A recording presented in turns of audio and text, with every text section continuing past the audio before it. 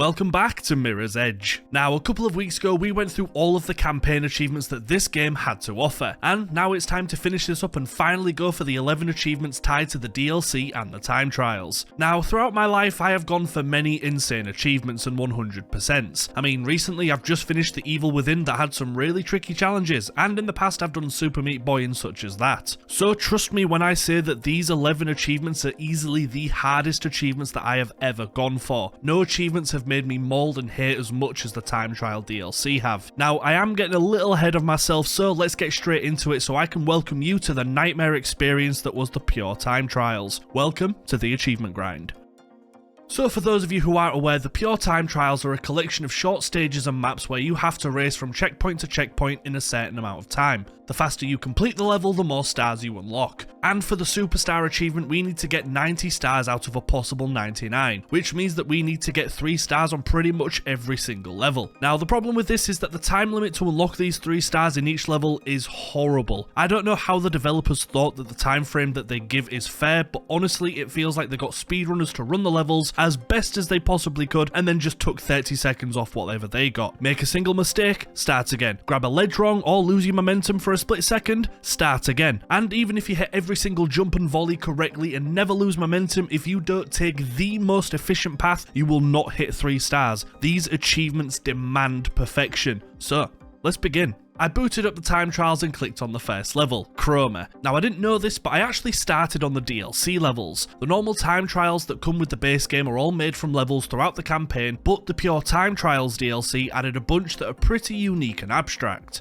And they are much harder than the standard, which I wasn't aware of at the time. For this level, beating it in under 1 minute and 2 seconds is what you do for 3 stars. So, very confident, I sprinted off. Now, I did make a couple of mistakes, but honestly, for my first attempt on this level, I didn't think I was doing too badly at all. There was this weird double wall jump bit that was a pain in the ass though. However, whenever the 3rd star would start to flash on my runs, I restarted and assumed that 3 stars would be possible. Oh, how wrong I was. Restart after restart, I just could not seem to make it. So I thought I would take a break from this one and try another. Now, in hindsight, this was one of my first mistakes. I was absolutely dead set on getting 3 stars. 2 wasn't an option because, of course, I needed 3. Why would I settle for 2? Now, the reason why I regret this is because after you complete a level, you get to then race again against the ghost. And in the future, this became so important for knowing which sections that I struggled in and where I could make up a couple of extra seconds that could throw me into the next star. This is honestly something that I wouldn't learn properly until nearer the end of the grind, which is unfortunate, but these things do happen. I then switched to one of the playground levels, the same area that you completed the tutorial in, and for this I felt a lot more comfortable and at home, having had a little knowledge on the terrain. In fact, here it only took me 3 or 4 attempts to actually get my first 3 stars, albeit only with a second or 2 remaining. And we also unlock our first achievement on the clock for beating a level with 3 stars. Now, I was a touch more confident as we moved on to Edge, which was a short section of the first mission, and again, I was feeling confident. Now, yes, I messed up a couple of times, but with every mistake, I also felt myself improving on every section, making each bit a touch more streamlined with every attempt that would help me carry momentum into the next section to shave off some more time. However, towards the last couple of jumps, I just could not figure out how to streamline the last couple, which resulted in me never quite managing to reach the 3 stars. So, I just ended and settled for 2 and moved on. Now, at this point, I was slightly annoyed because I felt like my movements were definitely good enough to justify a 3-star rating. But of course, my opinion doesn't matter here. So to unwind and have a slight break, I decided to go for some more of the miscellaneous achievements that had us perform a certain set of moves throughout the levels. The first I attempted was U-turn, in which I had to perform a wall run into another wall run, then turn, swing onto a pole, and jump. Now, this also sounds easy, but I had a real problem here connecting the wall runs, and then having enough space to land on the pipe without throwing myself off the map. This is where I really started to feel some of the clunkiness of the running, as sometimes I felt like I would be performing the same moves or pressing the inputs correctly, but Faith just wouldn't do what I wanted her to do. And not for just this section, as sometimes I would hit vaults differently than I was expecting and so many other things that would really annoy me over time. However, with enough perseverance, we eventually unlocked U-turn. The next I attempted was Dicey Launch. Here we had to string together a slide, wall run, wall climb, turn and jump. Again, this was a little tricky as the window to perform these moves was small, but this didn't take me anywhere near as long as the last one did, and within a couple of minutes we successfully connected them, unlocking Dicey Launch. Only a couple more left now. The next was Serendipitous Swing, for connecting a springboard launch into a wall run, turn, swing and jump. Sounds again pretty complex, but honestly at the right point this was one of the easiest to complete as you have to do this for one of the levels anyway, so unlocking this only took a couple of attempts for Serendipitous Swing. The last one that we needed was the Twister, and by far the easiest. Simply connect a wall climb, turn, swing, wall climb, turn, swing and jump. Again here, another level really lets you do this rather effortlessly, and in fact once I reached the section I got it on my first attempt, unlocking the Twister, and the final of the movement based achievements. With a couple more achievements under my belt though, it definitely motivated me to move on with the rest. So for now I continue playing the levels from the campaign that I was comfortable with, and I actually completed a couple more levels with a 2-star rating, but was still struggling very much to actually gain 3 on any of them. And honestly, I'd already spent about 2 hours across 2 or 3 levels just trying to perfect my movement, but to no avail. So we moved on to get more stars across several levels. Now the one benefit to my constant failures, which I guess is a small silver lining, is that I genuinely felt myself starting to get better at running and even hitting normal parts of the maps better for more speed or a faster animation. Since these levels demanded perfection, holding myself to the highest standard made it so that I was improving as I couldn't accept average. So over time my overall gameplay improved, but even with that I still couldn't do what was needed to reach 3 stars.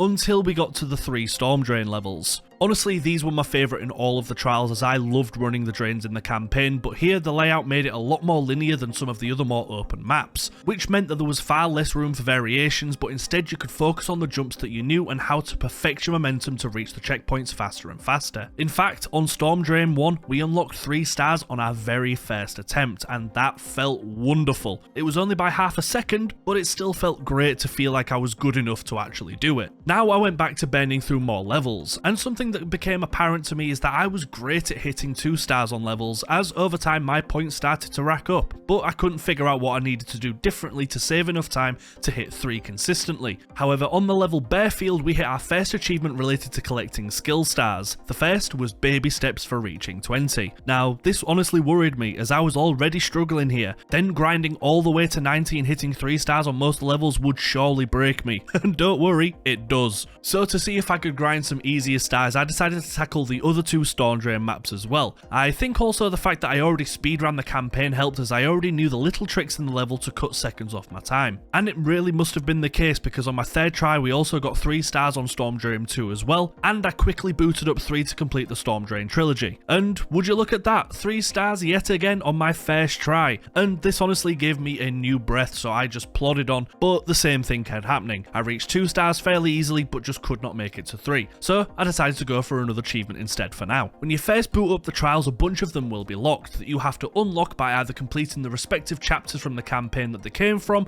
or by completing other trial levels. And there is an achievement tied to unlocking them all. So for now I just settled on getting 2 stars and just focused on getting every level unlocked. So we went through the list and I unlocked 2 stars rather consistently on them. The final level that I tried was Atrium 1, the kind of scaffolding bit from the Snipe Kate's truck chapter. This one did take me quite a while as there is a ton of room for error in all of these levels, but eventually we also hit 2 stars here and unlocked the achievement Access All Areas, as well as grinding ourselves to a lovely 33 stars by doing this and not focusing on the 3. We unlocked the last Atrium level and I did this immediately after. This one was even more of a nightmare than the first level as there are a million jumps and vaults and one wrong move will send you plummeting down the levels to your death. But like what happened before, I persevered and was eventually lucky enough to hit another 2 stars and unlock one more achievement, A for effort, for obtaining 35 total. And with that I only had 3 achievements left, one for 50 stars, one for 75, and the final bastard that was the superstar for 90 stars total. Now honestly, it's kind of hard to talk about the difficulty of these challenges because there isn't really any context that I can give other than start race, run fast, make no mistake and reach the end. So I'm hoping that the context and the clips that I'm showing can really suggest the strength needed to beat them,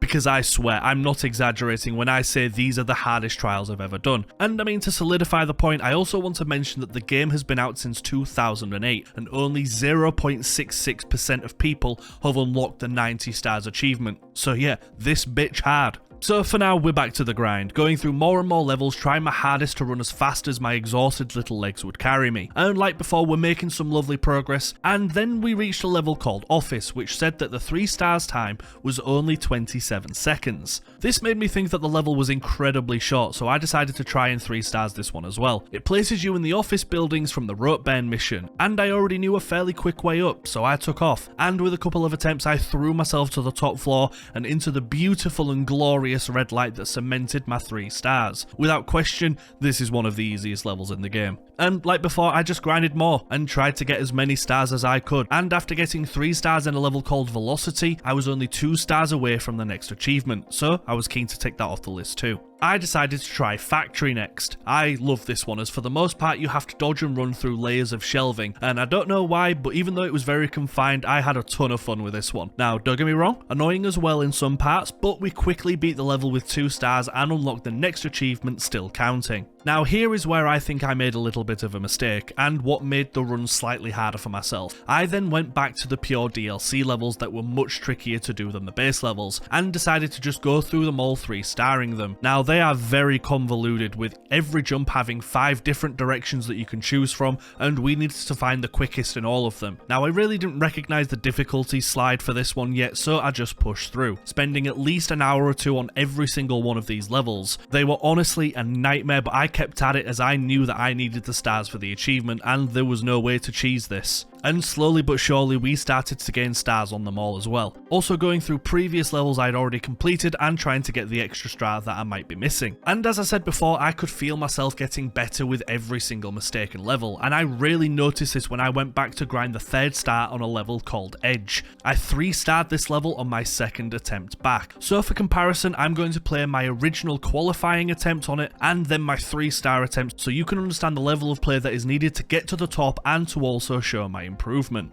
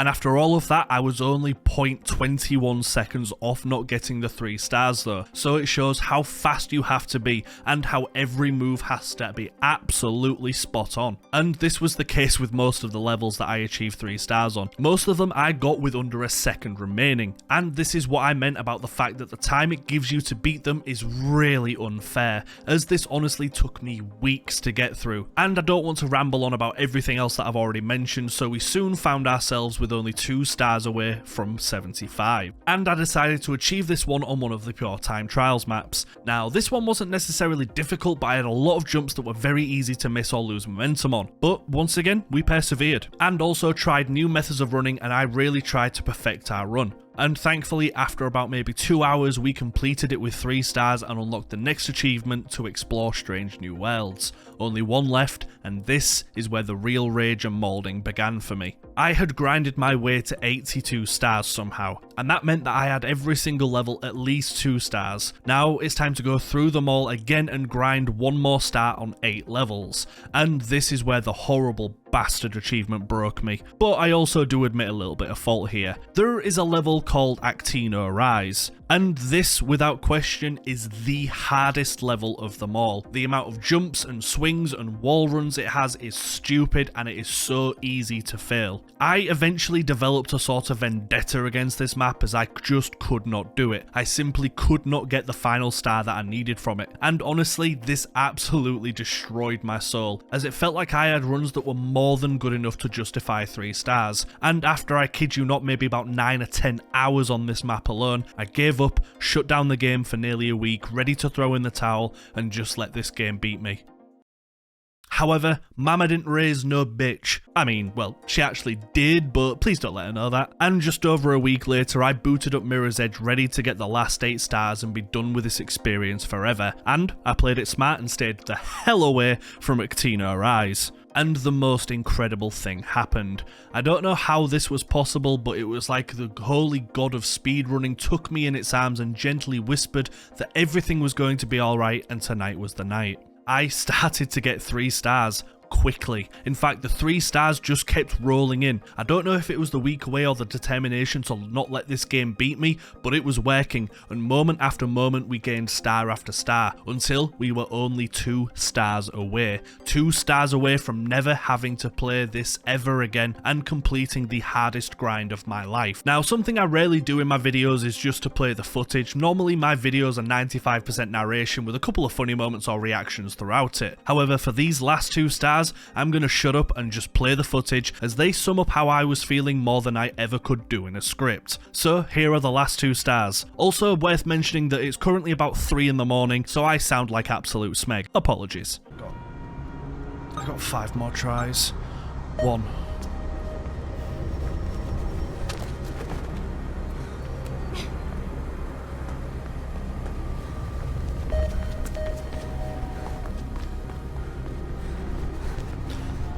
Oh my god, oh my god, whoa, whoa, whoa, whoa, whoa, whoa, whoa, whoa, what the hell happened there? What's that? Shit, no. Definitely slow me down, but... I would say it's not how you start, it's how you finish, but we both know that's a lie. There we go, there we go, there we go.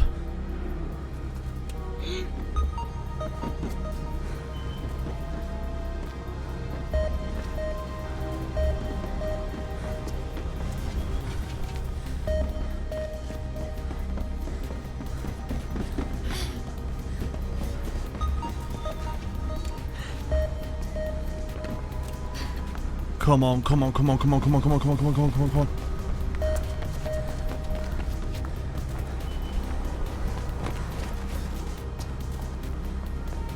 Oh, I've done it. Oh, one more to go, man. Oh, my lord. Why didn't you jump, you big gangly bastard? Oh my god, 1:15, I have... No, I'm not going to be able to sleep unless I do this.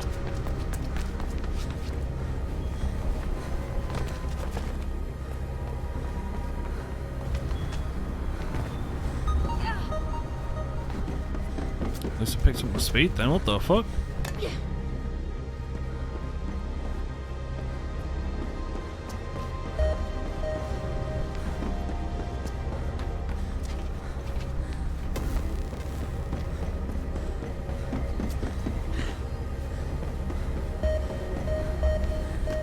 There, that's 30 seconds.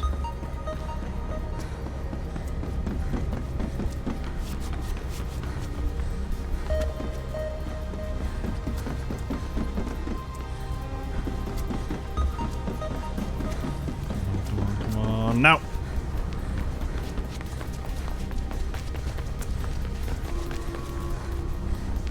Oh my god. Oh my god. Oh, I've done it. I've done it. Oh, I've done it. I've done it. Please, give me the achievement. Please. Oh, I've done it. Oh my God, I've done it. I want to cry. Oh, 90 points. I am done. I am done. Oh my God. And there you are, 90 stars and the final achievement that we needed to complete Mirror's Edge and get this behemoth of a game done and scratched off the list. Honestly, the joy and relief that went through me when I got that final star is something I'm going to remember for a while, as sad as that sounds. As Zaz said to me, this is the hardest grind that I've ever had to do, and I remember now why I never wanted to complete it as a kid. But it gives me so much joy to be able to say that the grind is over. Now, Mirror's Edge will always be a game that I remember. Not only is it one of my favourites from my childhood, but honestly being able to complete it now is just something that I'm really proud of. It honestly held up fantastic to me, even though it was a bit clunkier than I remember, and the combat elements are shite squared. I still had a fun and amazing time playing this game, time trials aside. I feel like this was a risk from EA and DICE, and risks on games like this I feel like you barely see anymore. Every company plays it safe and sticks to the same formula because, you know, I imagine they're kind of forced to. Whereas for me, the Xbox 360 generation was and always will be my favourite time of gaming, as companies took risks, made interesting and innovative concepts, and just had fun creating games. Now, I'm not saying companies don't now, but honestly, I can't think of a single game that I've played in the last couple of years that really tried to do something that we haven't seen before. Honestly, the last that I can think of was when I played It Takes Two on launch, which was also coincidentally my game of the year for 2021. But that's besides the point. Not to get all poetic, but Mirror's Edge reminds me of my favourite years in gaming, and I'm so thankful that it still holds up today and is 1000% worthy of being played now. But do be warned, if you want 100% of these achievements, you're going to have to spill blood, sweat, tears and rubber to get it. And I really hope you kind of get the gist of how difficult these may be from this video. Whenever I do videos on hard achievements, I always feel like I'm not portraying them as hard as they actually are. So I hope you genuinely believe me when I say that. However, let's get on to the stats. For Mirror's Edge, it took me 68 hours to grind all 50 achievements that this game had to offer. I will be giving this game a solid and well-deserved 8 out of 10. And yes, I will admit that some of this is probably nostalgia bias, but honestly I don't care. I will always look at this game fondly, and with a bit more of a polish and definitely a new combat system and enemy AI, who knows where this game could have been for me. And for the difficulty of the achievements, the game for me is easily a 9 out of 10. I know I tripped over my own laces a few times with my path to this one in the time trials, but even the speedruns of the base game is a nightmare, so I still feel like you will need to pull out all of the stops to get this completed. However, I know that there are harder games out there, which I may cover one day. And some of you I know may be asking, saying that if it's honestly that bad, how come that you didn't give it a 10 out of 10? I'm reserving 10 out of 10 spaces for achievements that are beyond nightmarish. However much of a horrible grind this was, I also do realise that in hindsight I did make things a little bit harder for myself, but this is still one of the hardest games that I've ever done. But 10 out of 10s are reserved for games like Super Meat Boy on Steam, which are just ludicrous and unachievable almost. And also on that note, funnily enough, there is actually a rumour about Mirror's Edge that controller sales hit an all-time high from players attempting the time trials and the speedrun achievements, which I actually kind of believe and think is hilarious, but it is only a rumour. Thankfully, however, though, the game is done and we can finally move on, until we grind Catalyst, of course, which, funnily enough, I have never played, so that should be fun. Now, speaking of moving on though, make sure to subscribe, as next week we are going to be covering one of the most requested games that I have seen on this channel yet, and this one is actually one of my favourite games of all time. Of course, you know which one I'm talking about, BioShock. Make sure to come back next Sunday as we delve into Rapture to find a city broken, bleeding and full of big daddies. This one is going to be a lot of fun. But until then, thank you all so much for watching. I really hope you enjoyed and I cannot wait to see you folks in the future. Also, don't forget to swing by my Twitch to watch these grinds live as well. Go on. You know you want to. Link in the description below. But again, thank you all so much for watching. Have a great week and I will see you all next Sunday. Take care. Bye bye for now.